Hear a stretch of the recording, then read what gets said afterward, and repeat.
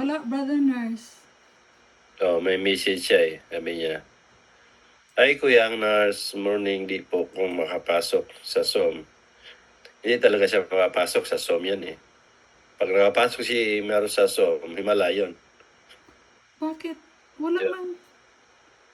Baka walang signal siguro. Baka wala Pero siyang... imposible naman na walang signal. Oo. Di ba? Lagi siya nag-a-attend, tapos walang signal. Wala naman din pa-accept. Di ba? Wala naman. Baka na-miss. So, sige lang. Kahit man wala si Maros,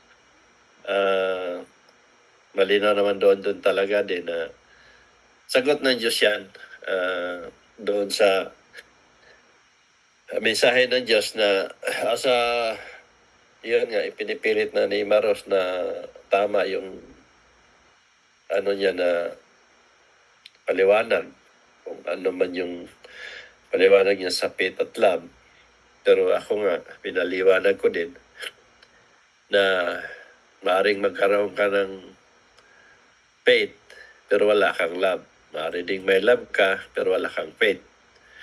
Pero pag gawitin mo ang love, in general, universal, kahit di mo banggitin ang faith, papasok lagi ang faith. Diba? Malino yan sa ano ko. Ngayon, ang sinasabi ko kasing sinasabi dyan sa mensahe, kahit sino, mayroong definition ng love kung paano ka mag-define. Pwede ka magsabi ng love is between two person, between sa dalawa nagmahalan. Pwede rin mo sabihin sa buong. Anyway, maraming maraming ways na paano mo siya ipaliwanag. Pero ang sinasabi ko kasi na universal love na sinasabi nga natin na ang Diyos ang pag-ibig. So, dahil universal ang gagamitin ng Diyos ay pag-ibig. Dahil siya nga ang puno, kumbaga. Siya ang universal na pag-ibig. Ang pag-ibig na yan ay masabi natin yan sa lahat. May apply natin, applicable natin sa pang-araw-araw. Paano ngayon yan may apply natin? Paano natin may apply? Sa anong way na may apply natin ang pag-ibig na yan? Sinong may gusto magpaliwanag? Baka gumawa kayo ng assignment dyan. Sayang naman na hindi ko kayo pagbigyan. Sabihin niyo, sus, bigyan pa naman akong inanda. Hindi ko pinagbigyan ni Sir Nurse. Hindi tayo nurse na magpaliwanag. So ngayon, ibigyan ko kayo ng pagkakataon para marinig ko yung definition ninyo o paano nyo ipaliwanag ang universal love na sinasabi natin. Meron ba sa inyo dyan? Yeah, wala? Ibig sabihin, walang isa sa inyo na gumawa ng assignment? Mag-football pala kayo? Ha? Sinabi ng Diyos na may assignment kayo, tapos hindi kayo gumawa. Nanguyabas pala kayo, ha? Paano kayo yan? Pag may inanda ng Diyos sa inyo ng biyaya, walang makatanggap kasi wala naman gumawa ng assignment. Ha? Wala nakapag-isip kung paano i-apply natin ang universal love na sinasabi natin ang Diyos ang pag-ibig.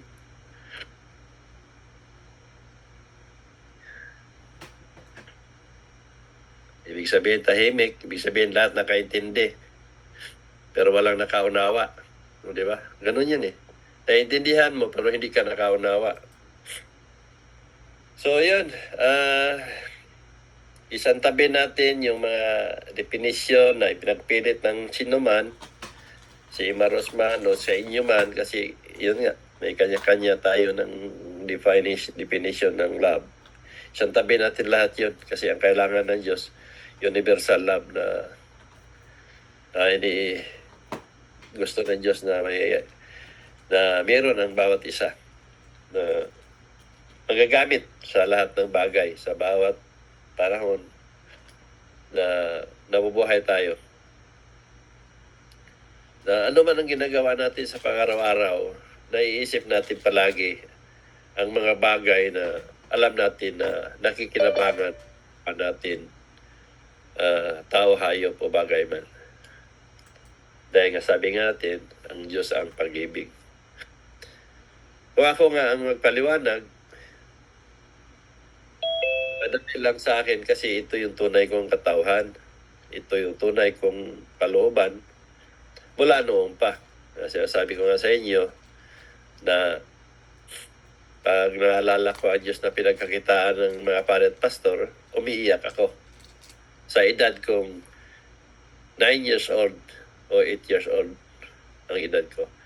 So doon pa lang, makikita na natin na ang 10 years old, na naayon din sa batas ng Diyos, na ang 10 years old pababa, sagutin ng mga magulang ang paniniwala. Pero pag 10 years old pataas, mismong may katawan na mismo. So alam ng Diyos, sa ganitong stage, alam ng Diyos kung ano ang meron sa isang tao. Ibig sabihin, may kakayahan na siya. May kakayahan na siya mag-isip ng tama. Kaya kung binabatikos yung batas na ginawa ni Kiko Pangilinan na 10 years, 16 years pababa, under ng juvenile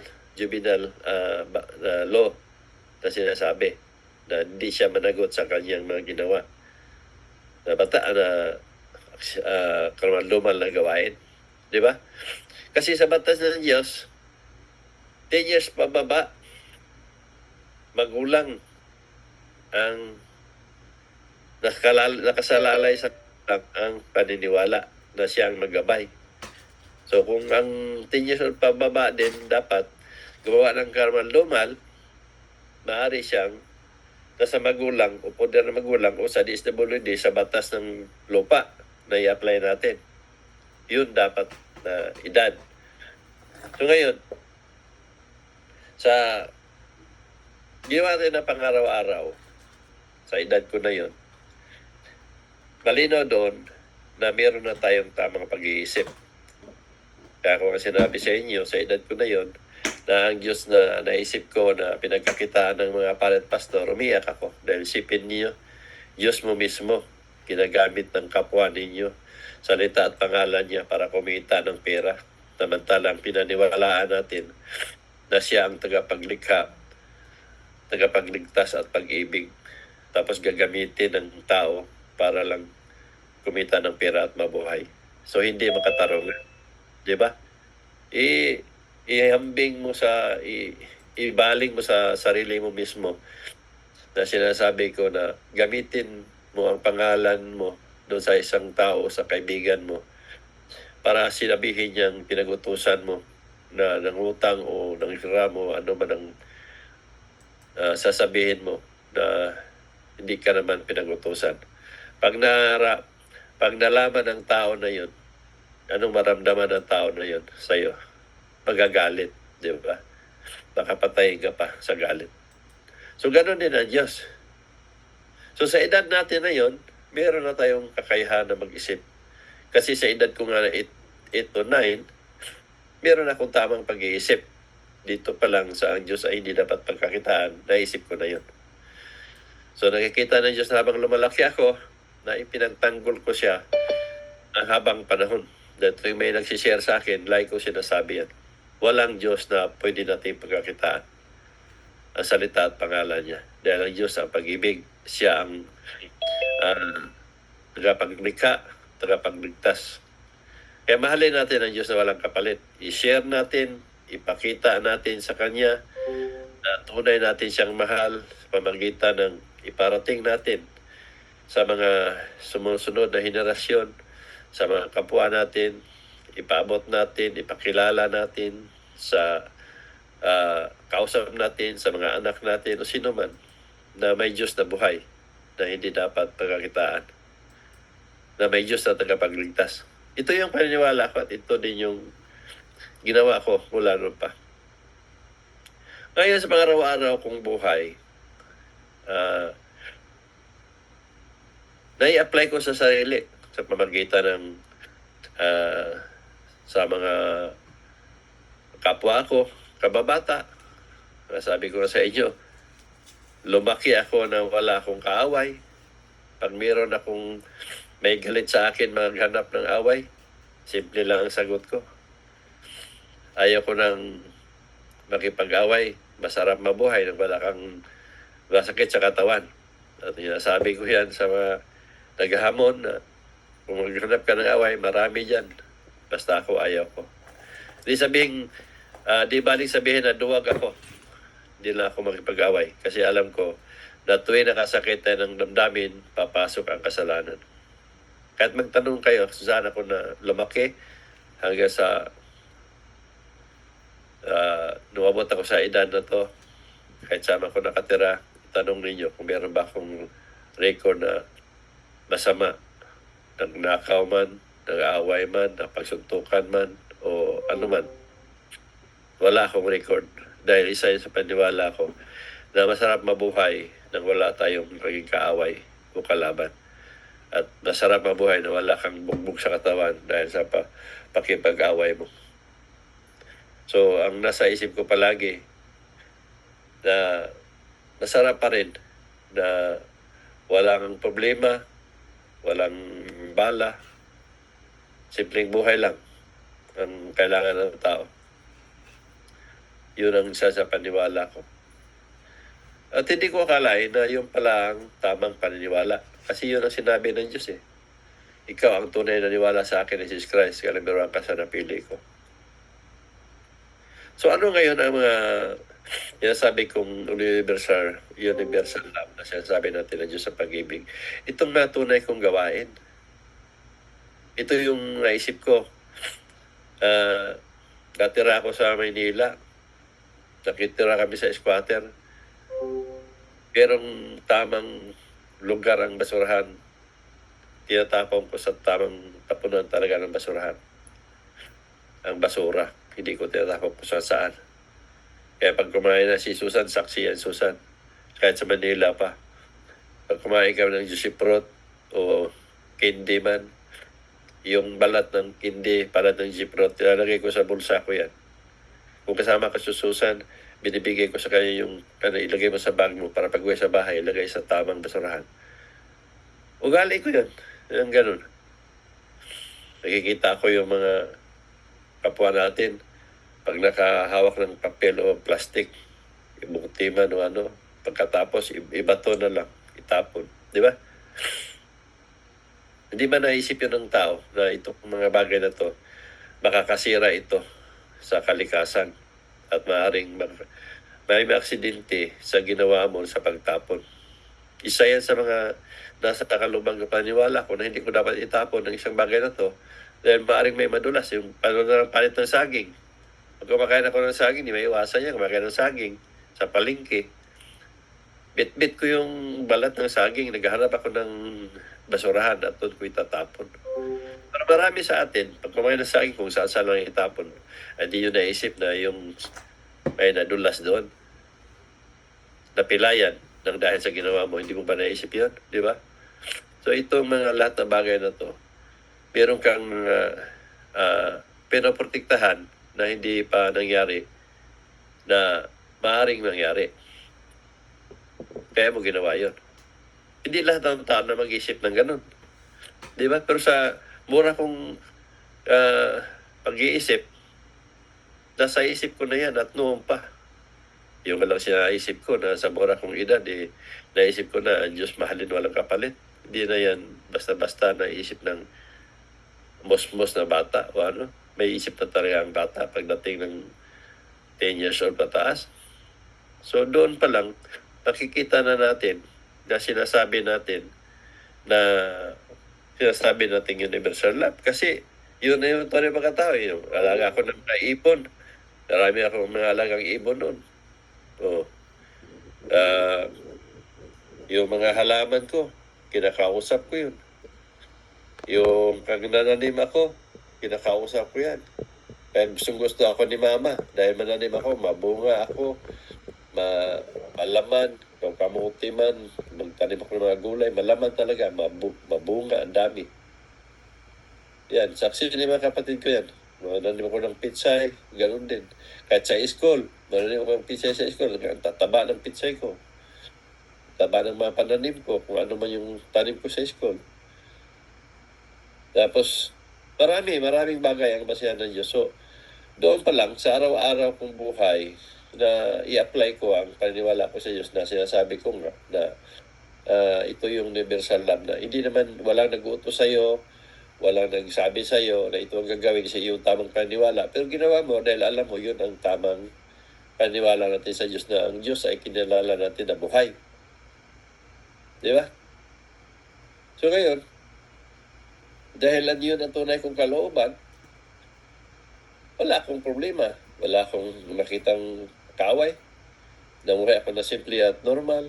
At hanggang sa nakatrabaho ako, marami ako na-encounter na, may trabaho ko na-encounter na harap-harapan. Bago akong pasok, sasabihan ka na bubuntalin ka, sipain ka. Pero lalampasan ko yun. Hanggang sa naging barkada nila ako, nagagalit pa sila pag hindi ako kasama. Ako pa ako may iwas. Pag sa hapon na, pag may plano na sila, dumadaan ako sa CR, dalawang pintuan, dumadaan na ako sa CR, hindi na ako dumadaan sa doon sa mismong daanan palabas sa dadaan sa mga opisina na kasama ko dahil ayaw ko sumama. Tumatakas ako kasi ayaw ko na sumama doon sa nila, gimmick. Minsan sumasama din ako. So, ibig ko sabihin doon, sa una, sabihan ako na sipain, buntalin, pero di ako sumasagot kasi iniisip ko, darating din yung araw na ma-realize ninyo na hindi ako masamang tao at hindi ako dapat pagsabihan ng ganun. At dumating din sa punto na napamahal sila sa akin dahil ganun ang tunay kong pagkatao, na hindi ako mapagtanim ng galit. Isa yan sa tangian na meron ako. Hindi ako tampo, hindi ako basta-basta na nagtatanim ng sama na loob. Kung ano yung sinabi mo, kinalimutan ko na yun. Ang alam ko, may Diyos nakakalam. At bahala na Diyos sa mga taong ito. Isa yan sa paniniwala ko. So, doon pa lang, nakita ng Diyos talaga na may puso. Sabi nga niya, may gininto ang puso ako. Diyos nagkabin na. Pero hindi ko naman sinabi, gagawin ko yun kasi para purihin ako ng Diyos. Tulad ng ginawa ko ngayon. Hindi ko ito ginawa para purihin niyo ako. Ginawa ko to dahil itong pinagutos ng Diyos, alam ko ito yung tama. Gagawin ko. Dahil alam ko talaga na ang Diyos ay nangailangan ng tao para iparating ang mensahe niya. Kaya ginampanan ko ito ng buong buo hanggat may buhay ako. Ito yung universal love na wala naman nag-utos sa atin. Ginagawa natin sa pang-araw-araw. Ano ba ang gusto ng Diyos sa atin? Ano ba ang dapat natin gawin para walang mga taong masaktan, walang taong maargabyado, at walang taong madihado. Yung mga bagay na hindi pa man nangyari at maaari ito mangyari pag tayo ay hindi nag-iisip ng tama sa papahamak ang kapwa natin ang dahil sa ginawa natin. Isa yan sa kalooban ko na noon pa naman. Maraming bagay yan na sabihin natin na tunay tayong naniwala ng Diyos. Pero sa inyo, tunay na nga sa inyo, parang ang feeling ninyo, kayo na tunay naniwala kasi meron kayo, nagsimba kayo, gumawa man kayo ng kabutihan para purihin kayo, nagbigay kayo ng mga bagay sa kapwa niyo kasi para sabihin na mabait ka. Yun yung sa inyo, paniniwala. Pero sa mata ng Diyos, hindi nakikita ng Diyos yan. Kasi ginawa niyo ang mga bagay na yan para purihin kayo. Ibig sabihin yun yung mga paniniwala ang ginawa ninyo na may kapalit na sabi ng Diyos, isa sa ayaw ko sa tao. Pero ako, ginawa ko kasi ito yung tama. Ginawa ko to dahil alam ko na ito ang nakakabuti. So ito yung universal love na sinasabi natin. Hindi yung definition na love na sinasabi natin, nababasa natin kung saan article, kung saan na sinulat o libro man na bungang isip ng isang writer. na ito yung gusto niyang definition ng love. Pero sa love na sinasabi natin na ang Diyos ang pag-ibig, ito yung gusto ng Diyos ng tao. Pero ibang usapan yun pag sinabi ninyo kung pag-ibig ang Diyos, bakit may ganito ganyan? Ibang usapan yun. Ibang paliwanag yun. Paliwanag ko sa inyo ng punto por punto kung ano man yung mga katanungan ninyo. Kaya nga ako tumatanggap ako ng mga katanungan kung ano may itatanong ninyo para may paliwanag ko sa inyo kung ano ninyo naintindihan kung ano ba talaga ang tunay na paniniwala na kailangan ng Diyos tungkol sa kaligtasan ng karami. Kasi alam ko hindi lahat talaga maligtas. Kaya nga mayroon siyang basihan na papahama kasi ang dami ng buhangin at maligtas kasi dami ng graba. So malinaw nakikita ng Diyos yan talaga na hindi lahat talaga maniniwala at hindi lahat din naligtas tungo sa paraiso ng Diyos. So, yun lang. Maraming salamat sa inyo. Maraming salamat, Piskay. Thank you, Brother Nars. Narciso Olalo, June 22, 2026. Mensahe ng Diyos. Nasa tuktok ako